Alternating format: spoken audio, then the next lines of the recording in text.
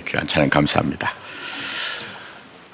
주님이 우리 마음에 계신 것을 믿습니까?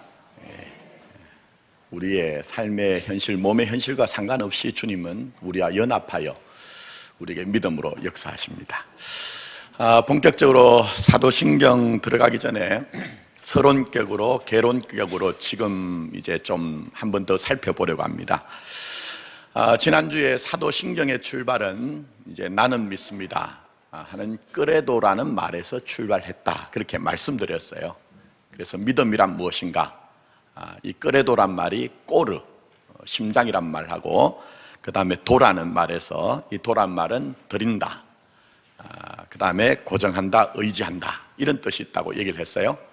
믿음이란 것은 다른 것이 아니라 내 심장을 그분에게 드렸고, 그 심장을 드린 분을 내가 이제 고정하여 의지하여 그렇게 이제 살아가는 것이 믿음이다, 그렇게 이제 정리를 해드렸습니다.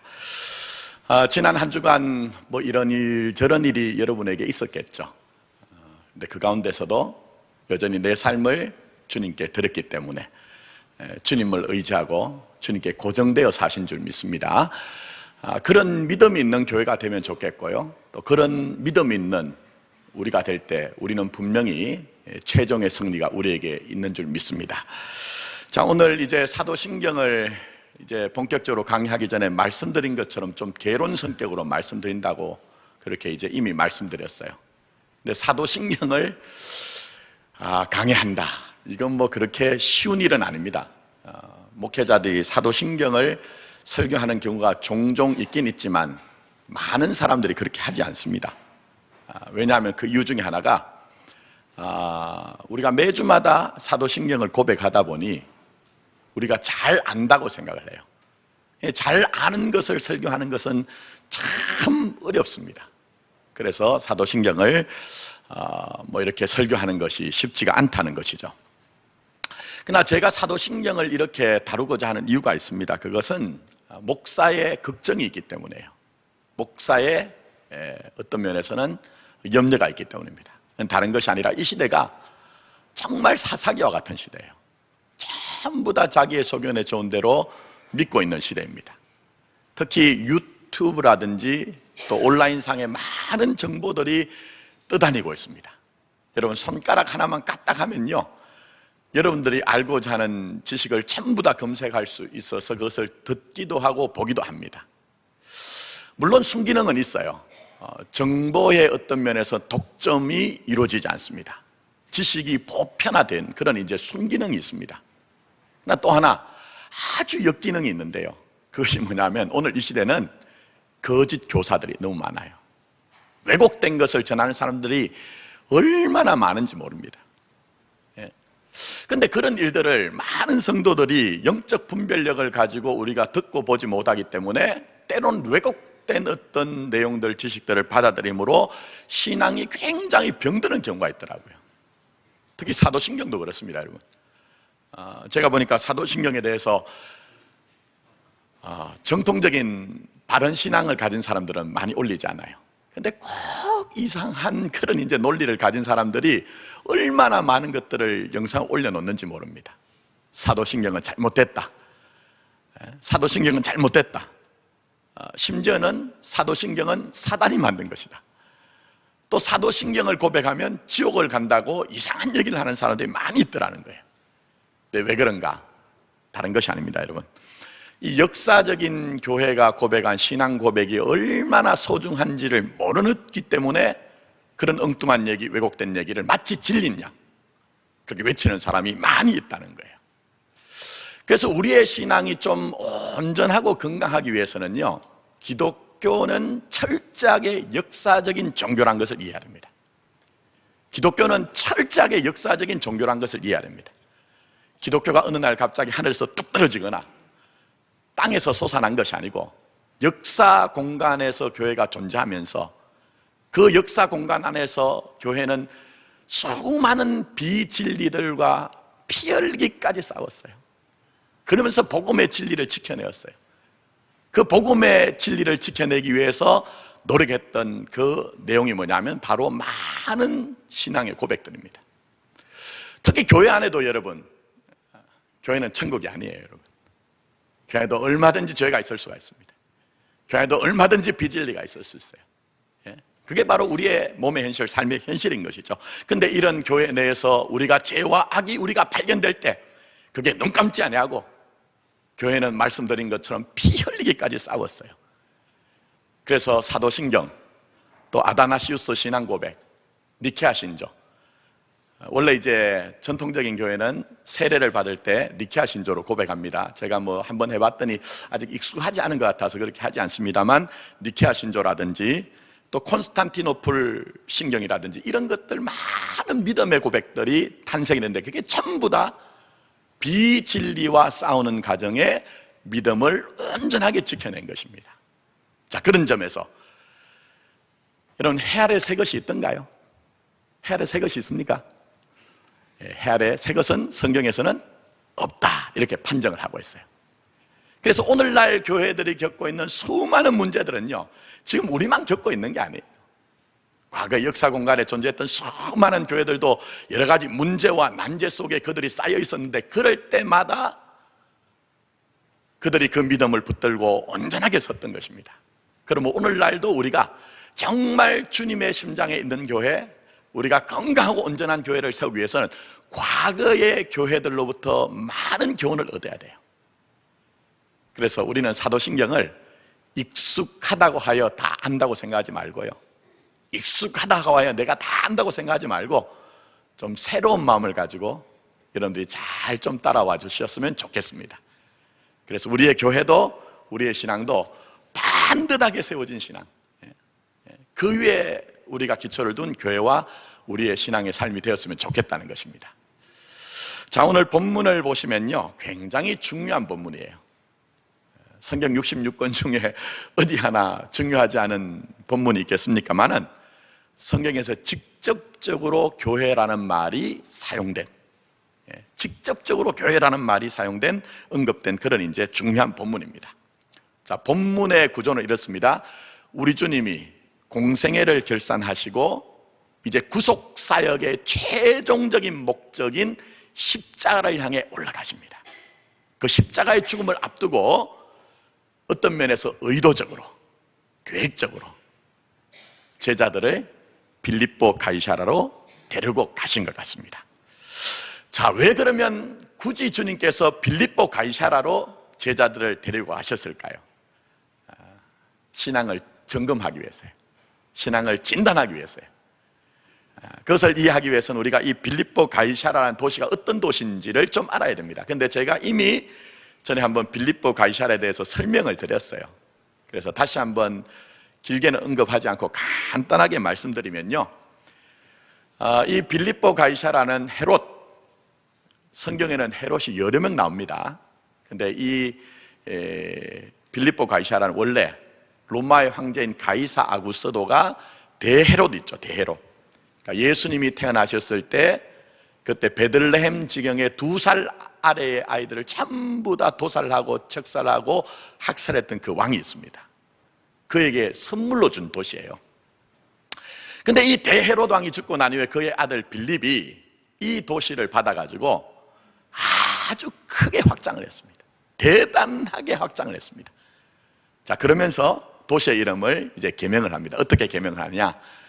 로마의 황제 가이사 이름과 그리고 자기 이름이 뭐죠? 빌립. 그 이름을 두 개를 딱 따가지고 합쳐서 만든 이름이 빌립보 가이사라, 이렇게 되어 있습니다.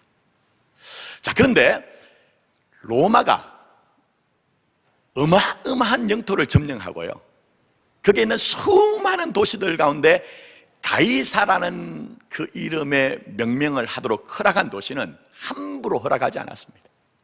함부로 허락하지 않았어요. 여기 몇 가지 조건이 따릅니다. 제가 전에도 말씀드렸는데요, 그 가운데 하나는 대도시여야 된다는 거예요. 로마의 황제의 그 영예에 걸맞도록 아주 화려하고 웅장하고 대단한 그런 대도시여야 된다는 거예요. 자, 그 다음에 두 번째 하나 조건이 있는데, 그게 뭐냐면은 궁극적으로는 로마의 황제를 신으로 인정할 만한 그런 대신전, 어마어마한 대신전이 있어야 그 도시에 가이사라고 하는 그런 이름을 준다는 거예요.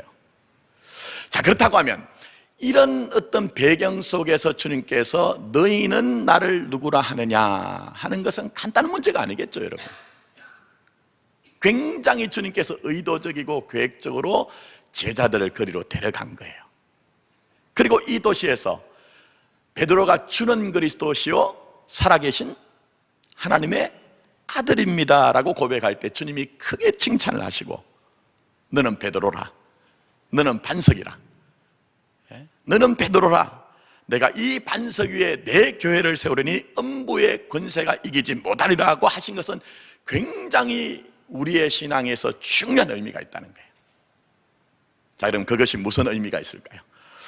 먼저 우리 주님은 우리에게 최종의 승리는 바른 믿음과 바른 믿음의 고백이 있을 때 가능하다고 말씀하세요. 우리에게 바른 믿음과 바른 믿음의 고백이 있을 때 우리가 살아가는 이 세상이 정말 경망치고 요동친다 할지라도 그 믿음으로 말미암아 여러분에게 분명히 최종의 승리가 있다는 것을 말씀하고 있습니다. 자, 오늘 본문의 배경은 말씀드렸습니다. 잔잔한 파도가 일렁이고 있는 갈릴리 바다에서 주님이 배를 띄워놓고 거기에서 제자들에게 말씀하신 게 아니에요. 저 디베라 언덕에서 석양이 뉘어지고 있는 저 지중해를 바라보면서 제자들과 오손도손 앉아서 그 목가적인 풍경에서 주님께서 너희는 나를 누구로 하느냐 그렇게 물으신 것이 아니에요. 이 빌립보 가이사는 그 당시에 가장 세상적인 세속적인 가치가 극치에 달한 그런 도시예요. 제가 이미 말씀드렸죠. 그 당시에 최고의 세상의 힘의 총하라고 할 수 있는 가이사, 거기에 빌붙어서 호가호위하고 있는 빌립, 분봉왕 빌립, 그곳은 하나님의 나라와 전혀 상관이 없습니다. 대단히 웅장하고 대단히 화려하고 대단히 풍요로움을 자랑하고 있지만 그것은 하나님의 나라와 전혀 상관이 없습니다. 그런데 그곳에서 주님께서 너희는 나를 누구로 하느냐 묻고 있는 거예요.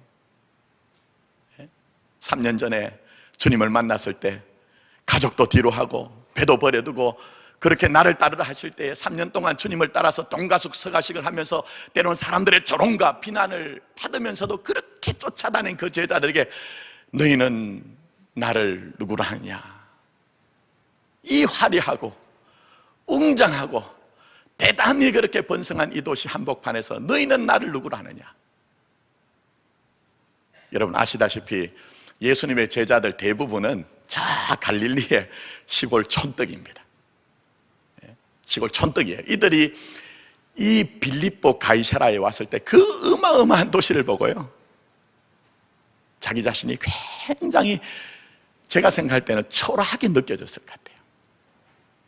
참 자신들이 비루하게 느껴졌을 것 같아요. 그런데 주님께서 너희는 나를 누구라 하느냐 묻는 이유가 뭡니까? 이 빌립보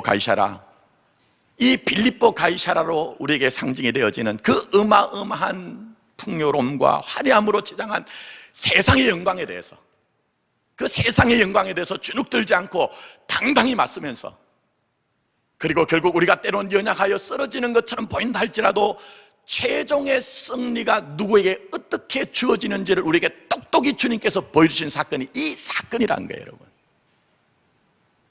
바른 믿음이 있을 때, 바른 신앙의 고백이 있을 때 여러 가지 우여곡절이 있어도 전국에는 그 믿음으로 말미암아 그 교회가, 그 성도가 분명히 승리한다는 것을 말씀하고 계시는 것입니다. 자, 읽지 않은 13절인데 13절 하반절부터 14절 한번 올라가 보세요. 제가 다음 주 오후 예배 때 잠깐 말씀드리겠습니다만, 자, 사람들이 인자를 누구라 하느냐 했습니다. 사회적 관계 속에서 주님이 묻는 것입니다. 그러자 제자들이 들어는 세례 요한, 들어는 엘리야, 어떤 이는 예레미야나 선지자 중에 하나라 하더이다 얘기합니다. 그런데 여러분, 주님을 그렇게 세례 요한, 엘리야, 또 예레미야나 선지자로 봤던 사람들이 어떻게 되었죠, 여러분? 여러분, 우리 다 알죠? 그들이 주님이 떡을 먹여주실 때는 주님을 왕으로 삼으려고 했습니다. 주님이 눈먼 자의 눈을 뜨게 하시고 걷지 못하는 자를 걷게 하시고 또 귀신을 쫓아내실 때 그들은 주님을 왕으로 삼으려겠어요. 또 우리 주님께서 예루살렘 성을 입성하실 때 그들은 그들의 겉옷을 다 벗어서 길에다 깔고 종려나무 가지를 꺾어서 호산나 호산나 다윗의 자손이여 우리를 좀 불쌍히 여기십시오. 그렇게 주님 앞에 탄원을 하면서 주님 앞에 찬송을 했던 사람들이 바로 우리 주님을 세례 요한이나 그 세례 요한이나 또 엘리야나 예레미야나 선지자의 한 사람으로 본 사람들이었거든요. 근데 그들이 십자가 앞에 어떻게 됩니까? 십자가 앞에서 어떻게 됩니까, 여러분? 급변합니다. 돌변합니다. 그렇게 주님을 왕으로 삼으려고 하고 호산나 다윗의 자손이 우리를 구원해달라고 했던 사람들이 저를 십자가에 못 박으라, 저를 십자가에 못 박으라, 그렇게 주님 앞에 아우성을 치고 함성을 치는 사람은 돌변했던 거예요, 여러분. 그러면 그 사람들이 왜 그런 겁니까? 왜 그런 것입니까, 여러분? 다른 것이 아닙니다. 믿음을 오해했기 때문이에요. 믿음을 오해했기 때문이에요. 바른 믿음, 바른 믿음의 고백이 없으니 주님을 오해했기 때문에 그렇게 주님을 왕으로 옹립하려던 사람들이 일제히 손가락질을 하며 저를 십자가에 못 박으라고 그렇게 아우성을 쳤던 것입니다. 그런데 가만히 보면 오늘 이 시대도 다름이 없습니다, 여러분. 오늘 이 시대도 다름이 없어요, 여러분. 목회를 하다 보면 많은 사람들이 때로는 세상적인 말로 신앙의 세계 입문을 해요. 교회 문을 열고 들어옵니다. 또 때로는 수많은 사람들이 마치 데마가 세상을 사랑하여 데살로니가로 간 것처럼 주님을 떠나가고 신앙의 공동체를 떠나가는 그런 모습을 볼 수가 있어요. 물론 적극적으로 그렇게 하지 못하지만 체면이 있어서 몸으로는 그냥 이 자리에 있는지 모르지만 사실은 경건의 모양은 있으나 경건의 능력을 부인하는 자가 되어서 생명력 없는 신앙을 그저 유지하면서 중심의 진실을 잃어버리고 자원하는 심령도 잃어버리고 신앙생활하면서 기쁨도 없이 희열도 없이 감격도 없이 아무 의미가 없이 그저 그렇게 내 신앙을 간섭적으로 유지하는 분들도 많이 있다는 거예요, 여러분. 왜 그럴까요? 왜 그럴까요, 여러분? 물론 많은 경우가 있겠죠. 많은 이유가 있습니다. 근데 근원적으로는, 근본적으로는 신앙이 바르지 않기 때문이에요. 예수님 당시에 수많은 사람들이 예수님을 오해했던 것처럼 우리도 우리의 신앙을 오해했기 때문에 때로는 주님을 떠나가기도 하고 비록 몸으로는 떠나가지 못하지만 외식하며 위선하며 때로는 생명력 없는 목숨으로 사는 그런 신앙을 유지하고 있다는 거예요. 저는 오늘 예배 가운데 있는 저와 여러분들이 정말 바른 믿음, 바른 믿음의 고백을 회복함으로 말미암아 생명력 있는 세상 나라로 사는 그런 믿음이 아니라 하나님의 나라의 현존으로 실존으로 살아가는 그런 믿음이 회복되기를 원합니다. 어떻게 가능할까요? 예수님을 알아야 됩니다. 예수님을 제대로 알아야 돼요. 그리고 바르게 믿어야 됩니다. 그렇다면 예수님을 한번 잘 생각해 보십시오. 예수님이 우리에게 오셔서 전하고자 하신 게 뭡니까? 예수님이 오셔서 정말 교회와 성도들에게 너희들이 이것을 좀 지향하고 이것을 좀 따라가고 이것을 추구했으면 좋겠다고 우리에게 전해주신 그 믿음의 내용이 뭐냐 하는 거예요. 바로 하나님의 나라입니다. 한마디로 종합하고 결론 내리면 하나님의 나라예요. 그래서 우리 주님께서 공생애를 시작하실 때 먼저 일성을 터뜨리며 주님이 선포하신 말씀이 무엇입니까? 때가 찼고 뭐가 가까웠다고요? 하나님의 나라가 가까웠으니 회개하고 복음을 믿으라. 그렇게 주님께서 말씀하셨어요. 여러분이 적어도 정말 진지하게 성경의 말씀을 대하시면서 복음서 가운데 나타난 주님의 그 행적을 발걸음을 잘 쫓아가 보시면요, 주님이 무엇을 말씀하시고 선포하시든지 주님이 어떤 일을 행하시든지 그것은 전부 다 하나님의 나라를 목적으로 하고 있습니다. 모든 것들이 전부 다 하나님의 나라예요. 심지어는 우리 주님이 이 땅에 오셔서 그렇게 고난과 고생을 당하신 이유도 뭐죠? 하나님의 나라예요. 그 하나님의 나라, 그것이 목적인 거예요.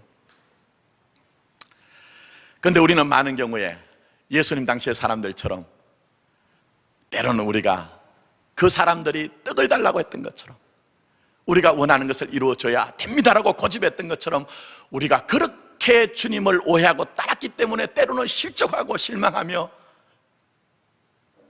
주님을 떠나가기도 하고, 말씀드린 것처럼 몸으로는 떠나지 못하지만 그저 간섭적으로 습관적으로 우리가 신앙을 유지하는 그런 모습이 우리에게 있다는 거예요. 저는 우리가 이 하나님의 나라의 복음의 신앙을 다시 한번 해보겠으면 좋겠어요. 우리가 행복하냐 행복하지 않냐, 성공하냐 실패하냐 하는 것은 두 번째 문제입니다, 여러분. 그것이 우리의 신앙의 제일 중요한 것이 아니라고 주님은 분명히 말씀하고 있어요.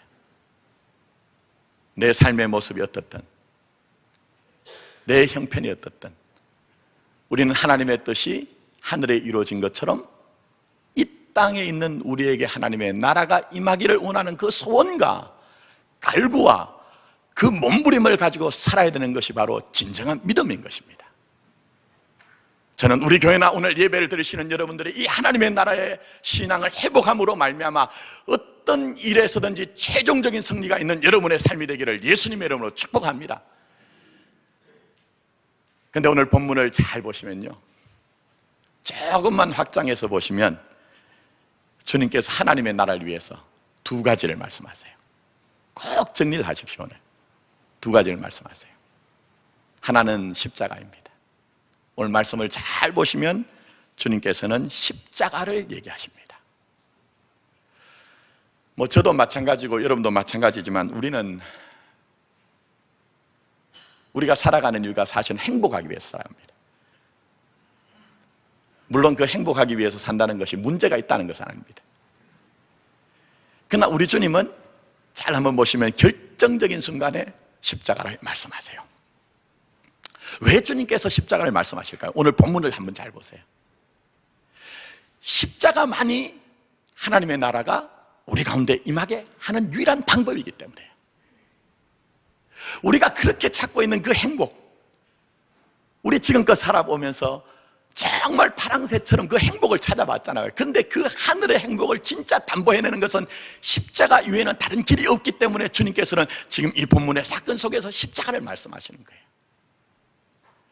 이 십자가 얼마나 소중한지 오늘 본문의 말씀 보시면 주님이 베드로가 주는 그리스도시요 살아계신 하나님의 아들입니다니까 크게 칭찬하시잖아요. 그런데 주님께서 십자가를 말씀하시자 베드로가 주님을 말려요. 말립니다. 근데 이 말리는 장면이 그냥 말리는 게 아닙니다. 원어적으로는 베드로가 주님을 꾸짖으면서 말리는 그런 장면이에요. 얼마나 여러분 허무맹랑합니까? 그래서 방금 전까지 크게 칭찬하셨던 우리 주님께서 그 베드로를 대노를 하시면서 무엇이라고 말씀하십니까? 십자가를 거부하고 십자가를 부인하는 그 베드로에게 주님은 이렇게 말씀하십니다. 네가 나를 어떻게 하는 자라고요? 넘어지게 하는 자로다. 네가 나를 넘어지게 하는 자로다. 네가 지금 그렇게 말하고 있는 것은 하나님의 나라를 생각하지 않고 하나님의 일을 생각하지 않고 누구의 일을 생각한다고요? 사람의 일을 생각하기 때문이라고 주님이 아주 대노를 하세요. 여러분, 이 십자가 얼마나 중요한지 우리 주님은 오늘도 이 예배를 드리신 여러분에게 십자가를 말씀하십니다. 그래서 본문의 말씀의 결론적인 부분 한번 보십시오. 24절 말씀 한번 보세요.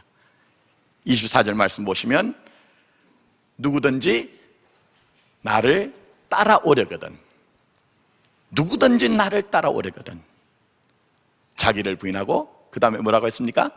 자기 십자가를 지고 나를 따를 것이니라. 십자가 이외에는 하나님의 나라 없기 때문에 십자가만이 진정으로 주님과 연합하여 주님을 쫓고 따르는 것이기 때문에 그 십자가를 소중히 하고 그 십자가의 삶을 살아내므로 말미암아 우리가 주님을 똑바로 따라가는 교회, 주님을 반듯하게 믿는 그런 성도가 돼야 된다는 거예요. 그 다음에 주님이 말씀하신 것이 무엇입니까? 교회입니다. 교회. 주님이 말씀하시기 때문에 저는 교회를 진지하게 대합니다. 저는 다른 것들에 대해서는 다 허용합니다. 다 넉넉한 마음을 가지러 갑니다. 근데 교회에 대해서 저는 왜곡된 생각과 판단과 행동을 하는 사람에게는 추워도 그 다음에 말씀드리지 않겠습니다. 왜냐하면 주님이 오늘 본문의 말씀에서 너무너무 이 교회를 소중히 여기셨기 때문이에요. 여러분 보십시오. 우리 주님이 하나님의 나라를 말씀하셨습니다. 십자가를 통해서 구원의 완성을 말씀하셨습니다. 그런데 로마서 10장 14절에 사도 바울이 말씀하실 때에 전파하는 자가 없이 어찌 들으리라고 말씀하셨어요. 아무리 하나님의 나라가 우리에게 중요하고 십자가를 통해서 우리가 구원의 완성이 이루어졌다는 것을 우리가 안다고 할지라도 그것을 전하는 그런 통로가 없으면 도무지 이 복음의 진리는 전파되지 않는다는 거예요. 그런데 이 복음의 진리를 전하는 그 통로가 무엇입니까? 하나님은 백악관을 택하지 않았습니다. 청와대를 택하지 않았습니다.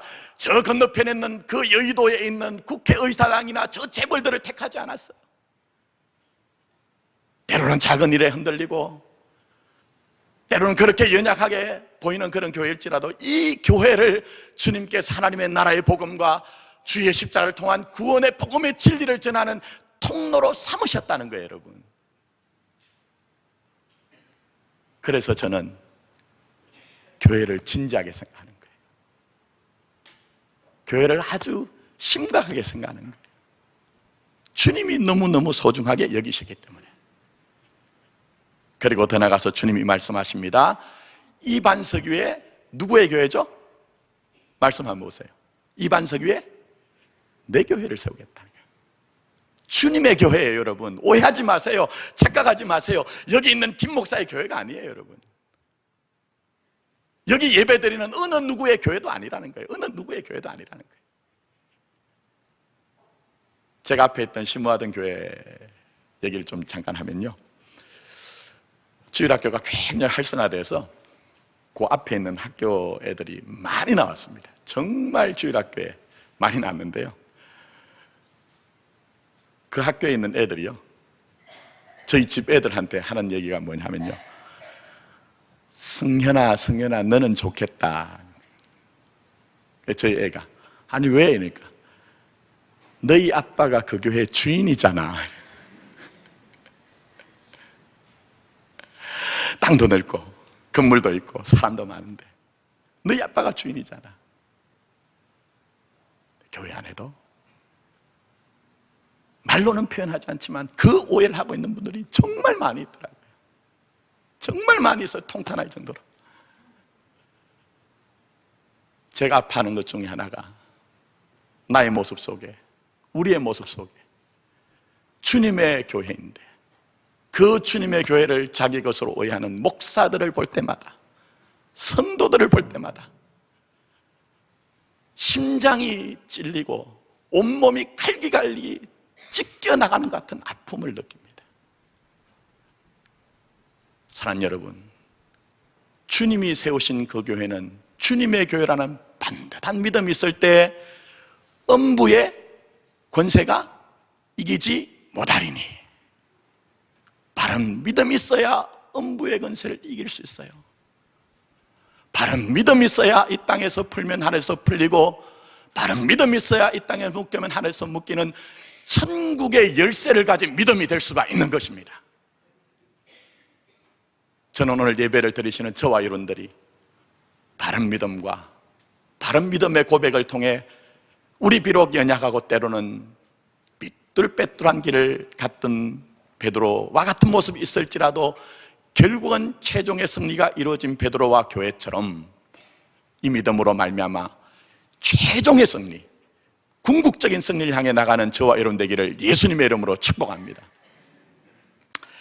더 나아가서 주님은 우리에게 우리가 온전케 됨도 바른 믿음과 바른 믿음의 고백이 있을 때 가능하다고 말씀하세요. 우리 다 부족하잖아요. 다 허점 투성이가 있잖아요. 그런데 그 부족하고 연약하고 허점투성에 우리가 어떻게 온전하게 될까요? 믿음의 고백이 있어야 된다는 거예요. 분명한 믿음의 고백이. 제가 하나 여러분 마음으로만 답하십시오. 노래인데 민요에서 차용을 해서 만든 노래예요. 유치원 재롱잔치. 요즘은 초등학교 가면 운동회를 잘 안 하기 때문에 그런 노래 잘 안 들리는데, 자 시골에 가면요 장이 열릴 때마다 들리는 노래가 있습니다. 어떤 노래일까요, 여러분? 아무도 모르세요. 궁금하시죠? 궁금하면 얼마? 500원. 제가 이런 썰렁한 얘기를 하면 저희 애들은 제발 좀 그만하라고 합니다. 바로 갑돌이와 뭐죠? 갑순이에요. 그 노래는 예전에 어디든지 다 들리던 노래거든요. 제가 지금 이 시간 강대상에서 불러드리긴 좀 부적절한 것 같아요. 뭐 갑돌이와 갑순이를 제가 찬송 부른 것처럼 갑돌이와 이러면 안 되잖아요. 김세레나 선생님처럼 좀 콧소리를 넣으면서 그렇게 좀 고개도 까딱하면서 몸을 움직이면서 불러야 되니 얼마나 경망합니까? 그래서 제가 불러드리지 못하고 가사를 아시겠지만 제가 한번 불러드릴게요. 한번 들어보십시오. 갑돌이와 갑순이는 어디 살았죠? 한 마을에 살았더래요. 둘이는 서로 사랑했더래요. 그러나 둘이는 뭐뿐이래요? 마음뿐이래요. 그렇게 이제 얘기를 합니다. 좀 건너갑니다. 자, 두 번째 2절. 그러다가 갑순이는 어딜 갔죠? 시집을 갔습니다. 난리 났습니다. 근데 시집 간 날 첫날 밤에 잊어버려야 되는데 비극이 뭡니까? 잊지 못하는 거예요. 시집 간 날 첫날 밤에 한없이 울었더래요. 마음에 누구뿐이에요? 갑돌이와 뿐이에요. 자, 그 다음에 3절입니다. 여기서 중요한 게 나옵니다. 갑돌이는 화가 나서 뭘 했죠? 장가를 갔습니다. 화나서 선택하면 큰 실수하는 겁니다. 화가 나서 장가를 갔더래요. 장가 간 날 첫날 밤에 뭘 보고? 달 보고 울었더래요. 갑돌이 마음엔 갑순이 뿔이래요. 이렇게 얘기합니다. 참 재미있어요, 여러분. 무슨 얘기냐 하면 같은 마을에 살았더래요. 좀 분석을 하자면 같은 공간, 같은 시간을 점유하고 같이 나누었다는 거예요. 간에 많은 사연이 있었을 거예요. 아름다운 많은 일들도 있었을 거예요. 추억도 있었습니다. 근데 결정적인 게 빠지니 달을 보며 우는 새드 엔딩으로 끝난 거예요. 뭐가 빠졌습니까, 여러분? 고백이 빠진 거예요. 결정적인 고백. 그 한마디의 고백이 빠지니까 마음에는 갑돌이뿐이래요. 마음에는 갑순이뿐이래요. 그런데 밤새워 울고 달을 보고 우는 그 새드 엔딩, 허무한 결말을 낳는 거예요. 여러분, 우리 신앙이 왜 믿으면서 우리의 목자가 되시는 주님은 내가 죽음으로 말미암아 너희들에게 이미 생명을 주되 더 풍성한 생명을 주었다고 말씀하는데 왜 풍성함을 누리지 못할까요? 다름이 아닙니다. 믿음과 결정적인 믿음의 고백이 분명하지 않기 때문에요. 믿음의 고백이 확실하지 않으니 주님과 같이 살고 주님과 시간을 가지고 많은 추억과 많은 사연이 있다고 하지만 지금 현재는 내가 주님 앞에서 공허하고 방황하고 고독한 거예요, 여러분. 여러분에게 분명한 믿음이 있느냐는 거예요. 그 믿음의 고백이 우리에게 확실하냐는 거예요. 저는 우리 교회나 우리 자신이 이런 분명한 믿음이 있었으면 좋겠다는 것입니다. 확실한 믿음의 고백이 있었으면 좋겠다는 것입니다. 자, 보십시오. 오늘 나타나는 베드로 얼마나 허약한 사람입니까, 여러분? 얼마나 맹랑한 사람입니까, 여러분? 주님 앞에 나가서 십자가를 부인하는 것뿐만 아니라 나중에는 여러분 아시는 것처럼 주님을 부인해요. 몇 번 부인하죠? 3번 부인합니다. 근데 성경에서 3번 부인했다는 것은 횟수의 3번이 아니고 완벽하게 완전하게 부인했다는 거예요. 그냥 부인한 것이 아니고 성경을 보시면 저주하며 부인하는 아주 몹쓸 사람이 됩니다. 근데 거기서 끝났다고 하면 우리에겐 소망이 없어요. 그것이 결론이라고 하면 우리도 아무 가능성이 없어요. 우리 주님은 우리를 끝까지 끌어당기는데 우리는 얼마나 주님에게 붙었다가 떨어졌다가 주님을 인정했다가 부인했다 하는 일들이 많으냐 하는 거예요. 근데 여러분들 아시지 않습니까? 부활하신 주님이 새벽 날개를 치며 저 바다 끝에 거하는 그 베드로를 찾아가셨습니다. 그리고 종국에는 주님께서는 네가 나를 사랑하느냐? 네가 나를 사랑하느냐? 네가 나를 사랑하느냐고 3번을 물으시고 내 어린 양을 먹이라, 내 어린 양을 치라, 내 어린 양을 먹이라고 다시 원래 자리, 사명의 자리로 회복을 시켜주셨어요. 왜 그럴까요? 왜 그럴까요? 물론 전적인 주님의 은혜입니다. 베드로에게는 아무 조건이 없어요. 아무 조건이 없어요. 전적인 주님의 은혜예요. 근데 제가 조금만 베드로 편에서 생각을 해보니 베드로에게 한 가지 있었습니다. 겨자씨같이 아주 작은 것이지만 그에게는 믿음의 고백이 있었어요. 그에게는 믿음의 고백이 있었어요. 그가 뭐라고 했습니까? 너희는 나를 누구라 하느냐 할 때에 베드로가 불쑥 나서서 뭐라고 했습니까, 여러분? 주는 그리스도시요 살아계신 하나님의 아들입니다. 베드로의 회복은 분명히 주님의 은혜였지만 주님은 그 은혜 가운데 역사하셔서 이 작은 베드로의 믿음의 고백이었지만 그 믿음의 고백대로 역사하신 거예요. 믿음의 고백대로 역사하신 거예요. 그래서 주님께서는 그 믿음의 고백을 보시고 내가 이 반석 위에 무엇을 세운다? 내 교회를 세운다. 그리고 그 교회는 음부의 권세가 미치지 못할 것이다, 이기지 못할 것이라 하신 그 말씀의 약속을 그대로 다 이루신 거예요. 여러분, 이제 말씀을 맺으면서 우리 자신도 때로는 베드로처럼 대단한 열심 가지고 있는 것 같아요. 다른 사람은 다 주님을 부인하고 다 떠나도 주님 아시죠? 제 마음 아시죠? 저 많은 주님 같이 따라갈게요. 근데 작은 계집종의 한 소리에 한순간 무너지는 그 베드로처럼 우리도 그렇게 허약하고 나약해요. 그러나 분명한 것은 믿음이 있으면, 분명한 믿음의 고백이 있으면 최종의 승리를 주님이 우리에게 주십니다. 분명한 믿음의 고백이 있으면 우리가 연약하고 부족할지라도 품어서라도 안아서라도 우리를 온전하게 하시는 것이 주님의 사랑의 은혜인 것입니다. 이제 다음 주부터 제가 사도신경을 성경적으로 풀어드릴 때에 여러분의 믿음을 잘 한번 점검하시고 반추하시고 성찰하셔서 최종 승리를 향해 나가는 믿음, 온전하게 되는 그런 믿음이 우리에게 세워지기를 예수님의 이름으로 축복합니다. 기도드리겠습니다.